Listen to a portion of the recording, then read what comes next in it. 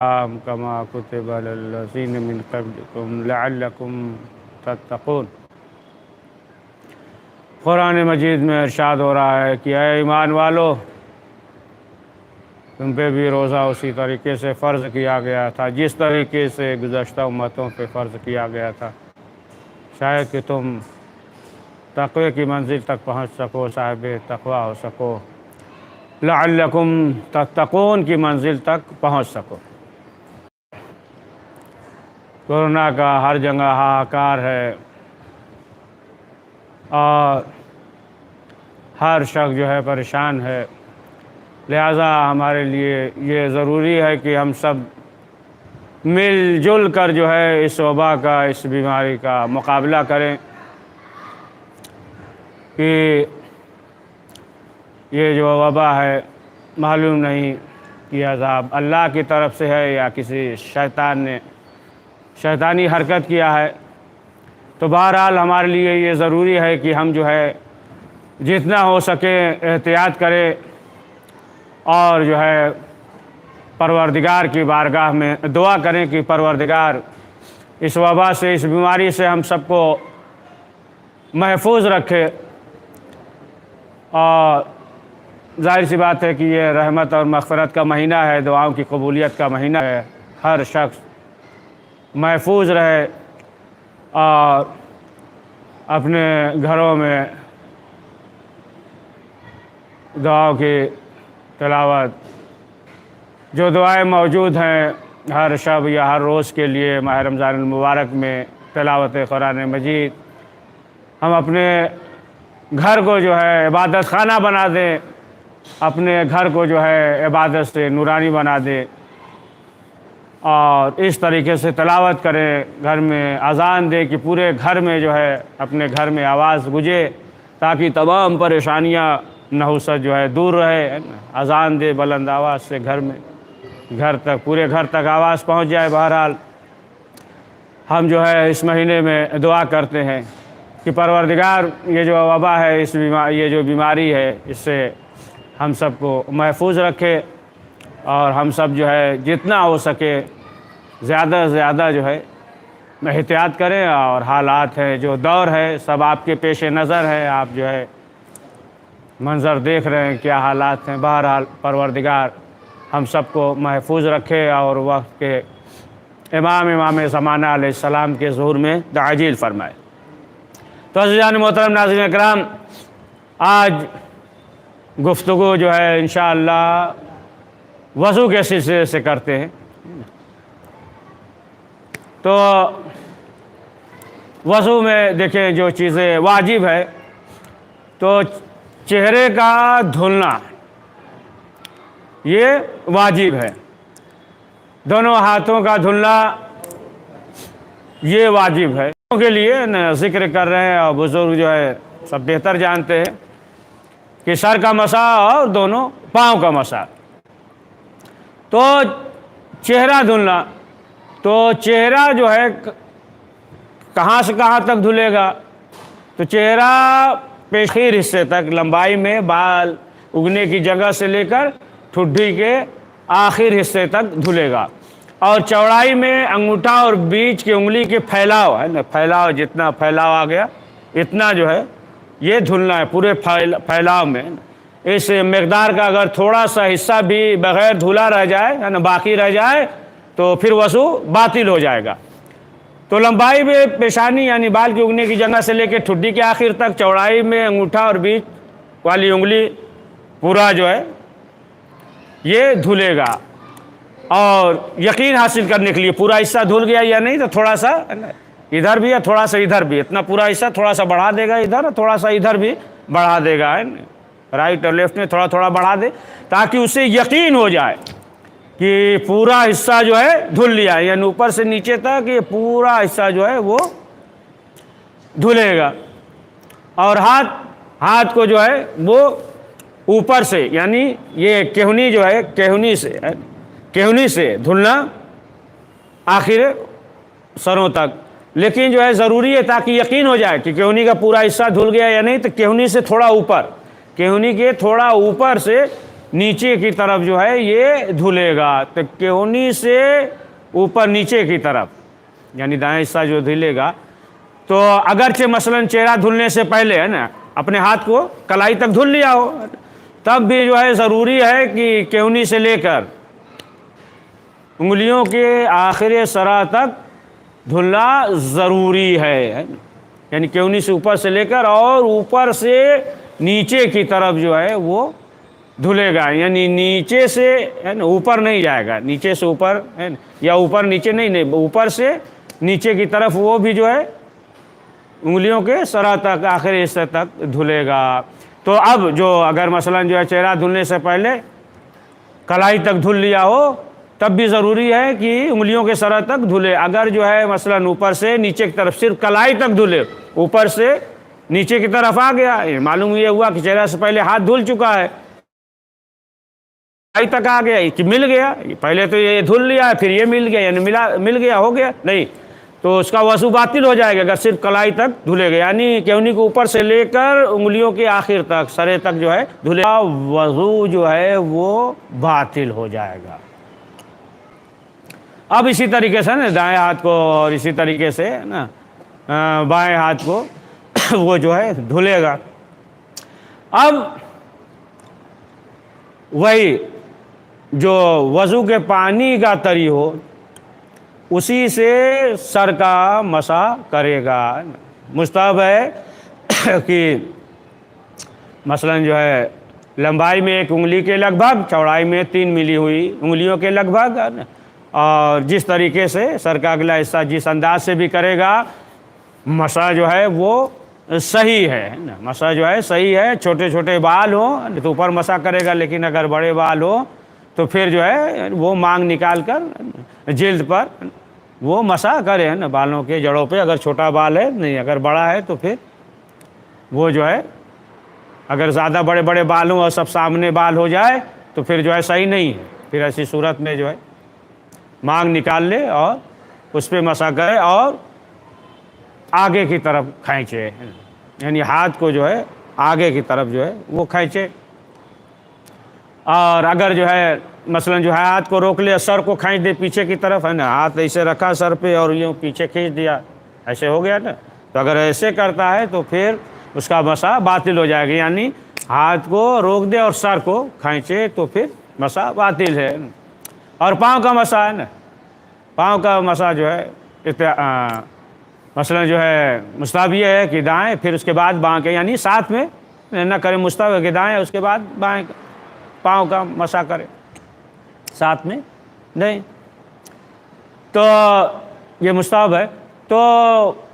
پاؤں کا مسح کرتے وقت 3 انگلی کے لگ بھگ ہو، لیکن اس سے بھی بہتر ہے کہ پورا اوپر تک جو ہے مسح کرے. اور جس جگہ ہے نا مسح کرنا ضروری ہے تو وہ جگہ جو ہے تر نہ ہو، یعنی گیلا نہ ہو. اگر معمولی نمی ہے، معمولی نمی ہو اور نمی جو ہے ہتھیلی کی تری کی وجہ سے ختم ہو جائے تو پھر اس میں کوئی حرج نہیں ہے. اگر معمولی نمی ہے تو اس سے کوئی مثلا جو ہے چکناہٹ وغیرہ تو اسے دور کرنا ضروری ہے. لیکن جو ہے اگر میل جمی ہوئی ہے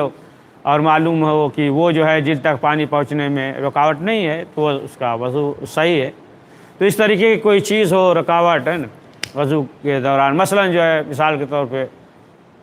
انگوٹھی ہے پہنے ہوئے، تو پھر اس کے لیے ضروری ہے کہ اس کے نیچے جو ہے پانی پہنچائے یا اس چیز کو ہٹا دے، وضو کے دوران جو ہے ہٹا دے، یا پھر جو ہے اس کے نیچے پانی پہنچائے. یا اس طریقے سے مثلا جو ہے کوئی چیز چکناہٹ وغیرہ نا کریم ہے یا اس طریقے سے کوئی اور چیز ہے کہ ہاتھ میں یا سر پہ اس طریقے سے لگا ہوا ہو کہ جس کی وجہ سے جلد تک پانی پہنچنا ممکن نہ ہو، تو پھر اس چیز کو دور کرنا ضروری ہے. لیکن اگر معمولی ہو جیسے کریم وغیرہ جو ہے ہاتھ وغیرہ میں لگا لیتے ہیں، بہت معمولی سا کہ ہاتھ یا اوٹ پھٹ رہا ہے جیسے چہرہ وغیرہ، تو اور بہت معمولی کہ ہاتھ میں لگا کے ہاتھ رگڑ لیتے اس طریقے سے، بہت معمولی، اور وہ جو ہے جلد تک پہنچنے میں رکاوٹ نہ ہو، پانی کو جلد تک پہنچنے میں رکاوٹ نہیں ہے، معمولی سا لگا لیا، تو پھر اس میں جو ہے کوئی حرج نہیں ہے۔ تو ظاہر سی بات ہے کہ بعض چیزیں جو ہے ایسی ہیں کہ جو وضو کو باطل کر دیتی ہے نا، سو جانا یا مثلا جو ہے وہ الگ چیز ہے کہ مثلا سن رہا آنکھ بند تو اس میں کوئی حرج نہیں ہے نا، ریا کا خارج ہونا، یہ تمام چیزیں کہ جو روزے کو باطل کرتی ہیں۔ تو دیکھیں اگر نمازی کو، انسان کو یہ شک ہو کہ وضو کیا ہے یا نہیں، تو پھر اسے چاہیے کہ وہ جو ہے وضو کر لے، اور اگر وضو کیا ہو، اگر یہ شک ہے کہ وضو باقی ہے یا نہیں، تو پھر اسے یہ سمجھنا چاہیے کہ اس کا وضو جو ہے وہ باقی ہے۔ اب اگر کوئی شخص متوجہ اس وقت ہو کہ نماز پڑھ رہا، اور نماز کے دوران جو ہے وہ متوجہ ہو، مثلا جو ہے اسے شک ہو جائے کہ وضو کیا یا نہیں، تو پھر اسے چاہیے کہ نماز کو توڑ دے اور وضو کرے۔ اگر نماز سے پہلے متوجہ پیش آئے تو پھر اسے چاہیے کہ وضو کرے، اور اگر نماز پڑھ لیا اور نماز کے بعد جو ہے اسے شک ہو کہ وضو کیا تھا یا نہیں، تو پھر جو نماز پڑھ چکا ہے وہ نماز صحیح ہے، لیکن پھر آئندہ نمازوں کے لیے، دوسری نمازوں کے لیے وضو کرنا یہ ضروری ہے۔ اور اگر جو ہے مثلا کوئی شخص نماز کے بعد اسے جو ہے یہ معلوم ہو کہ اس نے وضو بھی کیا اور وضو بھی باطل ہو گیا، وضو کیا بھی اور وضو باطل بھی ہو گیا، لیکن اسے اب یہ علم نہ ہو کہ مثلا جو ہے پیشاب کیا اور وضو بھی کیا، لیکن اسے یہ علم نہ ہو، معلوم نہ ہو کہ کون سی بات پہلے واقع ہوئی ہے، یعنی پہلے پیشاب کیا اس کے بعد وضو کیا، یا وضو کے بعد جو ہے پیشاب کیا، اسے جو ہے یہ علم نہ ہو، لیکن اسے یہ معلوم ہے کہ ہم نے وضو کیا ہے، لیکن یہ علم نہ ہو کہ کون سی بات پہلے پیش آئی ہے، تو پھر جو نماز پڑھ چکا ہے وہ صحیح ہے، لیکن پھر دوسری نمازوں کے لیے آئندہ جو نماز پڑھے گا اس کے لیے وضو کرے گا۔ اب اگر جو ہے مثلا وضو کرنے کے بعد اس کے مخرج پیشاب سے ایسی رطوبت خارج ہو، اور اسے یہ معلوم ہو کہ پیشاب کرنے کے بعد استبراء نہیں کیا ہے، ایسی رطوبت خارج ہو کہ جس کے بارے میں اسے یہ معلوم نہ ہو کہ یہ پیشاب ہے یا کوئی اور چیز، تو پھر اس کا جو ہے وضو باطل ہو جائے گا۔ یعنی پیشاب کیا ہو لیکن استبراء نہ کیا ہو، یہ جو ہے ایک مستحب عمل ہے کہ جو پیشاب کرنے کے بعد مرد جو ہے اسے انجام دیتا ہے، راستے میں، نس میں، نالی میں جو ہے پیشاب باقی نہیں رہا۔ تو بہرحال اب آپ دیکھیں کہ مثلا جو ہے کوئی شخص ایسا ہو کہ جسے اتنا وقت مل جائے، مثلا جو ہے وہ مریض ہے، یا مثلا جو ہے پیشاب کے قطرے جو ہے بار بار آتے ہوں، اب اسے یہ معلوم ہو کہ نماز کے اول وقت سے لے کر آخر وقت تک درمیان میں اسے اتنا وقت وقفہ مل جائے گا کہ وضو کر کے نماز پڑھ لے گا، تو پھر اسے چاہیے کہ اس وقفے میں، اس درمیان وہ نماز پڑھے۔ مثلا جو ہے مثال کے طور پہ اسے پیشاب قطرے آتے ہیں، زوال کا وقت ہو گیا، معلوم ہوا کہ وہ سلسلہ جاری ہے، لیکن اب اسے یہ معلوم ہے کہ نہیں 3 بجے قریب، 2:30 بجے قریب جو ہے یا 4 بجے قریب جو ہے اس کے جو یہ قطرے گر رہے ہیں پیشاب کے، وہ جو ہے رک جائے گا، لیکن اس سے پہلے جو ہے یہ سلسلہ جاری ہے، یا جو بھی ویسا مرض ہو تو کسی چیز پہ روکنے پہ قادر نہ ہو، تو پھر اسے چاہیے کہ اس وقفے میں، وہ جو درمیان ہے اس درمیان میں وضو کر کے نماز پڑھ لے۔ اگر اسے معلوم یہ ہو کہ نہیں صرف جو ہے اتنا وقفہ ملے گا کہ صرف جو ہے واجبات کو ادا کر سکتا ہے، تو پھر ضروری ہے کہ صرف جو ہے اس وقفے میں واجبات کو ادا کرے اور مستحبات کو جو ہے وہ چھوڑ دے، مثلا اذان ہے یا اقامت ہے یا قنوت ہے، سب جو ہے چھوڑ دے اور صرف جو ہے وہ مستحبات کو چھوڑنے کے بعد واجبات کو ادا کرے۔ اور اگر جو ہے اسے یہ معلوم ہو کہ مثلا جو ہے درمیان میں اتنا وقفہ مل جائے گا تو وہ انتظار کرے، لیکن یہ بھی ہے کہ اتنا انتظار نہ کرے، اتنا انتظار نہ کرے کہ مثلا جو ہے وہ انجام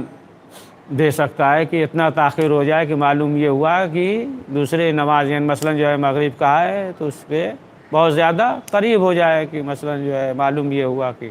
کچھ وقت کے بعد جو ہے ادا کرنا پڑے تو پھر وہ جو ہے پہلے ہی انجام دے دے۔ اب اگر جو ہے مثلا کسی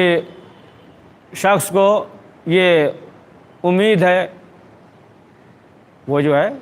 تیمم کرنے پہ مجبور ہو تیمم کر کے نماز پڑھے، لیکن امید ہو کہ نہیں آخر وقت تک جو ہے اسے پانی میسر ہو جائے گا، تو اس کے لیے بھی یہ ہے کہ پھر وہ جو ہے انتظار کرے، لیکن اتنا تاخیر نہ کرے کہ مثلا مستحبات امور کو انجام نہ دے سکتا ہو۔ تو بہرحال اب اگر جو ہے ایسا ہے کہ بار بار جو ہے پیشاب کے قطرے آ رہے ہیں تو پھر اس کے لیے وہ ہے کہ وہ اپنا اہتمام کرے گا، اگر جو ہے خرچ کر کے اس مرض کو دور کر سکتا ہے تو پھر اس مرض کو دور کرے، اور پھر کوئی ایسی چیز ہے نا پلاسٹک تھیلی اس طریقے کوئی برتن وغیرہ ہے نا تاکہ جو ہے وہ آگے نہ بڑھے، اور ایک وضو کر لے اور اس وضو کے ساتھ جو ہے نا مثلا درمیان میں پیشاب قطع کر جاتا ہے، مریض ہے بیمار ہے، بار بار ایک وضو کر لیا پھر درمیان میں ہو گیا۔ دوسری صورت بھی یہ ہے کہ درمیان میں وضو کر سکتا ہے لیکن نماز جو ہے باطل نہ ہو، نہ شکل ختم نہ ہو، تو یہ تو دشواری ہے، ذرا تھوڑا مسئلہ ہوگا نا، تو ممکن نہیں لگ رہا ہے۔ بہرحال تو وہ ایک وضو کر لے اور اس وضو کے ساتھ جو ہے وہ نماز پڑھ سکتا ہے۔ اب جو ہے نا کسی شخص کا فریضہ نا تیمم ہو یا اور اپنے وظیفے کے مطابق جو ہے وہ انجام دے رہا ہے یا وضوء جبیرہ پڑھ رہا ہے، تو اب وہ جو مجبوری ہو وہ مجبوری دور ہو جائے، تو پھر یہ ضروری نہیں ہے کہ جو نماز اپنے وظیفے کے مطابق پڑھا تھا اسے دوبارہ پڑھے، یہ ضروری نہیں ہے۔ لیکن اگر جو ہے نماز کے دوران یا نماز کے وقت کے دوران اس کا نماز پڑھتا ہے اور نماز کے وقت وہ جو فریضہ تھا انجام دے رہا تھا، جو مجبوری تھی وہ ختم ہو جائے، یعنی تیمم کے ساتھ پڑھ رہا تھا، اب جو ہے وضو کر سکتا، وہ مرض یا وہ جو پریشانیاں یا جو مسائل تھے وہ جو ہے ختم ہو گیا، دور ہو گیا، تو پھر اس نماز کو دوبارہ پڑھے گا، یعنی جو ہے تیمم کر کے اس دن پڑھنے کے بعد جو اس کی مجبوری دور ہو گئی ہے نا، وقت میں دور ہو گئی، تو پھر اس نماز کو جو ہے وضو کے ساتھ یا بہرحال جو غسل ہو اس کے ساتھ ہے تو وہ جو ہے اس نماز کو دوبارہ پڑھے گا۔ تو وضو کے سلسلے سے اب آپ دیکھیں کہ وضو میں وضو جبیرہ بھی ہے نا، جیسے غسل جبیرہ کی مثلا جو ہے زخم و ہڈی ٹوٹی ہوئی ہو ہے نا، پھوڑا ہو، اس طریقے سے پٹی بدھی ہوئی، تو اس کے اوپر جو ہے نا کپڑا وغیرہ پاک کپڑا رکھ کر جو ہے وہی اپنے ہاتھ کو اس کے اوپر جو ہے پھیریں گے۔ تو بہرحال یہ اس سلسلے سے انشاءاللہ جو ہے جبیرہ کی جو غسل جبیرہ ہے اور وضو جبیرہ ہے، تو اس سلسلے سے انشاءاللہ جو ہے پھر گفتگو کریں گے انشاءاللہ۔ تو مختصر یہ کہ آپ دیکھیں کہ یہ جو ایسا یہی کہ ہاتھ کو جو ہے کلائی سے اوپر سے نیچے تک یعنی انگلیوں کے سروں تک جو ہے یہ دھلے، سر کا مسح کرتے وقت ہاتھ کو آگے کھینچے، سر اور پاؤں کا مسح کرتے وقت جو ہے سر اور پاؤں جو ہے یہ حرکت نہ کرے، اسے جو ہے نا حرکت نہ دے، معمولی حرکت کرے تو اس میں کوئی حرج نہیں ہے، سر یا پاؤں معمولی حرکت کرے تو کوئی حرج نہیں ہے، لیکن اگر ہاتھ کو روک لے اور صرف جو ہے سر کو پیچھے کی طرف کرے، حرکت دے تو پھر اس کا جو ہے مسح باطل ہو جائے گا، کرے گا۔ اور اگر جو ہے وہ تری خشک ہو جائے تو پھر جو ہے اپنی داڑھی سے تری کو حاصل کرے گا، نہ کسی اور جگہ سے نہیں بلکہ داڑھی سے جو ہے وہ تری کو حاصل کرے گا، اور اس کے بعد سر اور پاؤں کا مسح کرے گا۔ اگر سر کے مسح کے لیے تری ہو، پاؤں کے لیے خشک ہو جائے تری سے حاصل کرے گا اور وہ مسح کرے گا۔ تو انشاءاللہ جو ہے اس سلسلے سے پھر جو ہے گفتگو ہوگی جبیرہ، اور اس سلسلے سے اب ہم جو ہے بہت قریب ہو رہے ہیں، افطار کا وقت قریب ہے، اور ایسے موقع پہ جو ہے ہر ایک کے لیے دعا کریں۔ اور ایک چیز اور کہ دیکھیں افطار کرانے کی بہت اہمیت ہے، بہت فضیلت ہے، بہت جو ہے ثواب ہے، اس کا جو ہے بہت زیادہ ثواب ہے۔ لہٰذا جو ہے آج کل کے جو دور ہے، جو حالات ہیں سب کے پیش نظر ہے، ہر شخص جو ہے پریشان حال ہے، لیکن جو ہے انسان ایسے دور میں ایسے حالات میں جو ہے کہ مثلاً جو ہے جو افطار کرانا چاہتے تھے کسی مجبوری کی وجہ سے نہ کرا سکے، جو حالات ہے دور ہے، تو اب ان کے لیے یہ ضروری ہے کہ اس نیت سے، اس ارادے سے معلوم کرے، پتہ لگائے کہ بہت سے غریب ہیں کہ جن کے پاس کچھ کھانے کے لیے نہیں ہے، جن کے پاس روٹیاں نہیں ہیں، کہ جن کے پاس کچھ کھانے کے لیے نہیں ہے، جن کے پاس روٹیاں نہیں ہیں، تو معلوم کر کے جو ہے ان تک جو ہے اس نیت سے کہ افطار کی نیت سے، روزہ افطار کی نیت سے جو ہے ان کو معلوم کریں، اور معلوم کرنے کے بعد جو ہے ان تک پہنچائیں۔ دیکھیں بہت سے مثلا یہ سوچتے ہیں کہ ہم جو ہے اِصالِ ثواب کر دیں گے مرحوم کہ یہ اس میں خرچ کریں، افطار کے بجائے جو ہے اس چیز میں اِصالِ ثواب میں خرچ کر دیں گے۔ نہیں، اِصالِ ثواب بہت اچھی چیز ہے لیکن جو ہے وہ الگ ہے، یہ الگ ہے یہ جگہ وہ نہیں لے سکتی ہے وہ اِصالِ ثواب کرائے، وہ الگ ہے، لیکن یہ افطار جو ہے یہ الگ ہے، اس میں جو ہے مومنین کو کھلانا ہے، تو بہرحال وہ بھی اچھی چیز ہے، لیکن یہ سوچ لے کہ نہیں افطار کے بجائے جو ہے ہم اِصالِ ثواب ہی کر دیں گے، کہیں دے دیں گے، کسی ادارے کو دے دیں گے، ہو جائے گا۔ نہیں، وہ الگ ہے جگہ، وہ موقع الگ ہے، وہ اچھی چیز ہے، اس سے مسئلہ نہیں ہے، لیکن جو ہے یہاں پہ یہ ہے کہ مومنین کو کھلائیں جو بھوکے ہو۔ بہرحال اب جو غریب ہیں تو ان کے لیے بھی ہے، خود رسول اکرم حضرت محمد مصطفیٰ صلی اللہ علیہ وآلہ وسلم کے پاس لوگ آئے اور آنے کے بعد غربا تھے، فقراء تھے، کہا کہ اللہ کے رسول ہر کام تو جو ثروت مند ہے، دولت مند ہے وہ انجام دے سکتا ہے صدقات دے، خیرات دے، انفاق کرے، سب چیز جو ہے ان کے لیے، ہم تو غریب ہیں۔ تو رسول اسلام نے فرمایا کہ نہیں، یعنی جو دولت مند ہے، ثروت مند ہے وہ تو افطار کرا رہے ہیں، مومنین کو کھلا رہے ہیں، ثواب مل رہا ہے، ہمارے پاس تو ہے نہیں، تو نہیں، ان کے لیے بھی رسول اسلام نے بیان کیا ہے، یعنی جو اس قابل نہیں ہے تو وہ بھی جو ہے ثواب حاصل کر سکتا ہے۔ تو رسول اسلام نے فرمایا کہ ایک کھجوری کے ذریعے اگر یہ بھی نہیں کر سکتا تو روزہ دار کو جو ہے وہ پانی ہی پلا دے، روزہ دار کو پانی ہی پلا دے۔ تو اب آپ دیکھیں کہ معلوم یہ ہوا کہ جو دولت مند ہیں، جو ثروت مند ہیں تو وہ جو ہے روزہ افطار کرا رہے ہیں، ثواب حاصل کر رہے ہیں، لیکن جو غریب ہے تو اپنے گھر ہی میں صحیح ہے کسی کو جو ہے ایک کھجور کے ذریعے روزہ افطار کر رہا ہے، اپنے گھر ہی میں ایک گلاس پانی کے ذریعے ہی صحیح۔ تو معلوم یہ ہوا کہ کوئی بھی اس ثواب سے محروم نہیں رہ سکتا، یعنی نہیں ہے تو ایک گلاس جو ہے پانی ہی وہ جو ہے دے اور اس کا جو ہے ثواب ملے گا۔ تو بہرحال کہ یہ جو ایام ہیں اور جو یہ حالات ہے، یہ جو دور ہے کہ اگر ہم اس طریقے سے افطار نہیں کرا سکتے مومنین کو، تو پھر ہمارے لیے یہ ضروری ہے کہ ہم جو ہے معلوم کریں، پتہ لگائیں کہ بہت سے مومنین ایسے ہیں کہ جن کے پاس کچھ بھی نہیں ہے، اور ان تک جو ہے روزہ افطار کی نیت سے جو ہے ہم ان کے ہاں اناج پہنچائیں گے، تاکہ اس سے جو ہے وہ روزہ افطار کرے، ہے نا۔ تو انشاءاللہ جو ہے پھر اس سلسلے سے گفتگو ہوگی، اور یہ دور ہے جو حالات ہے، آخر میں ہمارے لیے ضروری ہے کہ ہم جو ہے جتنا ہو اور اپنے فریضے سے غافل نہ ہوں، اپنے فریضے کو انجام دیں۔ پروردگار کی بارگاہ میں یہ دعا ہے کہ پروردگار ہم سب کو زیادہ سے زیادہ نیک اعمال کرنے کی توفیق نصیب فرما، قدر داں فرما۔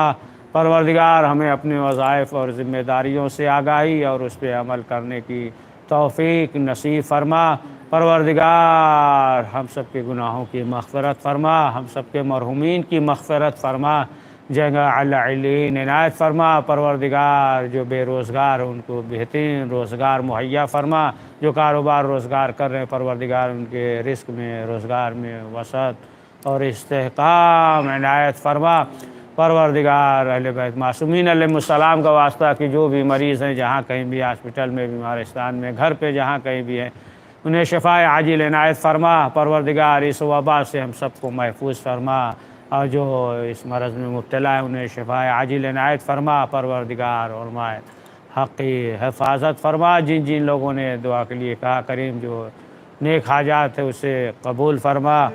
پروردگار ہمارے مقامات مقدسہ کا تحفظ فرما، ہمارے دینی مدارس کا تحفظ فرما۔ پروردگار پرچم اسلام کو سر بلند فرما، پرچم کفر کو سرنگوں فرما۔ کریم حضرت کے ظہور میں تعجیل فرما، ہمیں ان کے اعوان و انصار میں شمار فرما۔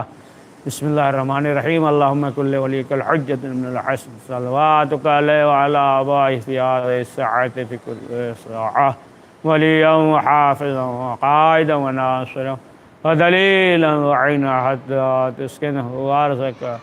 وتمتعه فيها طويلا۔ اللهم صل على محمد وعلى محمد وعجل فرجهم ربنا تقبل منا